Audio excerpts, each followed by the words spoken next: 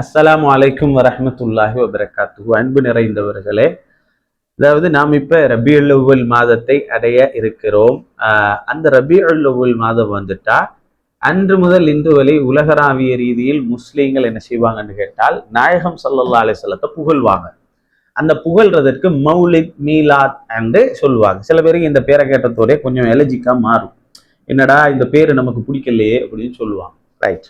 மௌலித் என்றாலும் மீலாத் என்றாலும் பிறப்பு என்ற அர்த்தம். மௌலித் என்றா பிறந்த இடம், பிறந்த நாளுக்கும் சொல்லலாம். மௌலித் என்ற சொல்லுக்கு பிறந்த இடம், பிறந்த நாள் அதுக்கும் சொல்லலாம். ஹைர். ஆனா மௌலித் என்ற சொல்லை கொண்டும் மீலாத் என்ற சொல்லை கொண்டும் நாடப்படக்கூடியது என்ன தெரியுமா? ரசூலுல்லாவை புகழ்தல், ஸல்லல்லாஹு அலைஹி வஸல்லத்தை புகழ்றது.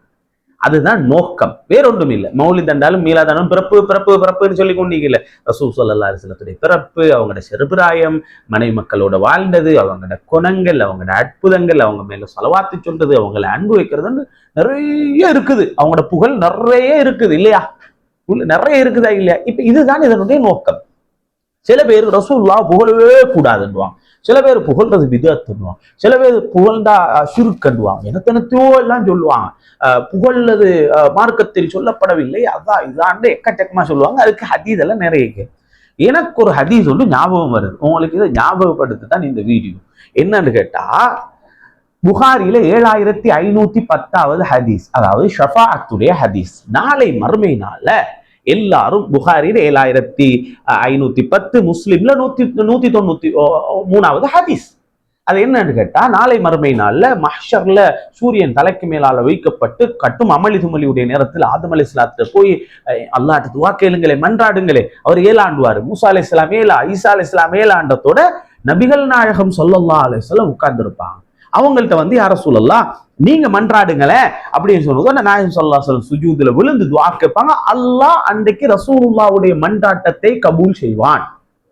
இப்ப விஷயம் என்ன தெரியுமா? அந்த இடத்துக்கு பேர் என்ன தெரியுமா? அந்த இடத்துக்கு பேர் மகாமுன் மஹ்மூத், புகழப்படும் இடம்.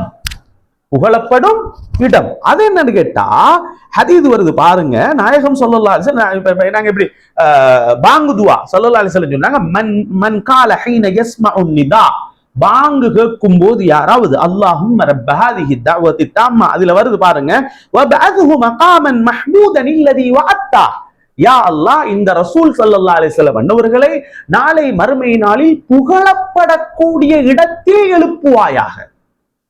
என்ன புகழப்படக்கூடிய இடத்தில் எழுப்புவாயாக. இந்த ஹதீஸ் வந்து புகாரில எல்லாம் இந்த ஹதீஸ் இருக்குது. எப்படி புகழப்படக்கூடிய இடத்தில் எழுப்புவாயாக. விஷயம் என்ன தெரியுமா? ஆதம் அலைஹிஸ்ஸலாத்து துஆ கேட்க முடியாது, மூசா அலைஹிஸ்ஸலாம் துஆ கேட்க முடியாது, ஈசா அலைஹிஸ்ஸலாம் துஆ கேட்க மாட்டாங்க, இப்ராஹிம் அலைஹிஸ்ஸலாம் ஒருத்தரும் துஆ கேட்க மாட்டாங்கல்ல. அந்த டைம்ல ரசூலுல்லாஹ் துஆ கேட்டு அந்த துஆ கபூல் ஆகுமா இல்லையா? அப்ப முன்னோர்கள் பின்னோர்கள் எல்லாரும் ஒரே டைம்ல ரசூலுல்லாஹ் புகழ்வாங்க. அதுதான் அந்த இடத்துடைய பேர் என்ன? மகாமுன் மஹ்மூத், புகழப்படும் இடம்.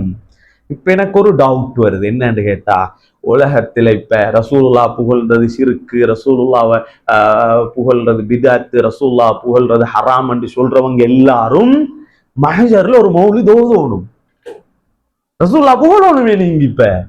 நீங்க நாங்க மட்டுமல்ல, ஆதம் அலைஹிஸ்ஸலாத்துல இருந்து மறுமை நாள் வரைக்கும் உள்ள எல்லா பிள்ளைகளும் அன்றைய நாள்ல ஒரே டைம்ல, எங்கட பாசையில சொல்றாங்க, ஒரே டைம்ல பெரிய மௌலித் மஜ்லிஸ் சொன்னது இல்லையா? அப்படி சொல்றேன்னா அப்படித்தான் சொல்லணும் இல்லையா? எவ்வளவு சந்தோஷம் பாருங்க அதை கேட்கும் போது.